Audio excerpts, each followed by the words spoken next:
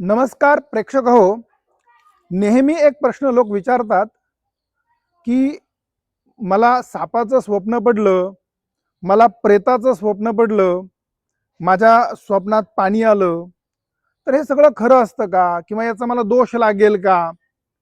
तर हे बघा, स्वप्न मुळात काय आहे? तर जुने लोक अगदी छान त्यांनी रिसर्च केलेला आहे बघा.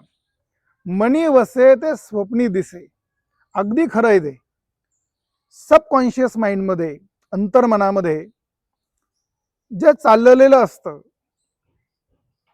ते आपले रोजच्या जीवनातले विचार यांना एकत्र करून आपलं मन काय करतं, एक फिल्म तयार करतं, पिक्चर तयार करतं, मूवी तयार करतं आणि आपल्याला रात्री दाखवतं.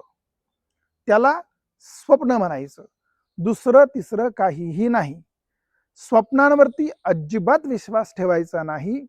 स्वप्न हे अजिबात खरे नाहीत आणि त्याचा कुठलाही दोष लागत नाही. मनी वसे ते स्वप्नी दिसे.